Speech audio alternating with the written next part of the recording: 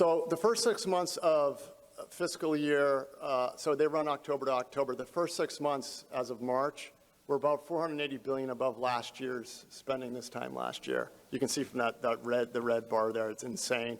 Revenues fell by 3%.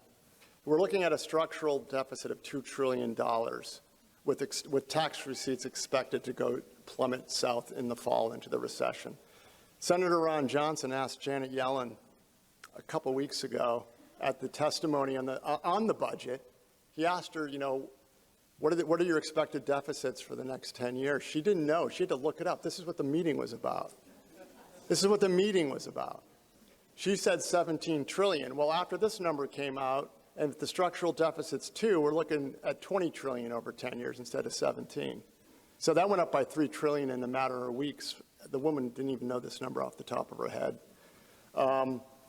So I've talked to a lot of people. So given where the Fed is doing quantitative tightening, meaning they're selling assets, given that the Fed is continuing to raise interest rates, how are we going to fund this massive amount of supply coming into the market?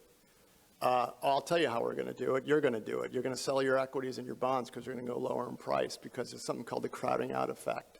Massive Treasury issuance in the fall is going to be hitting as we go into economic recession.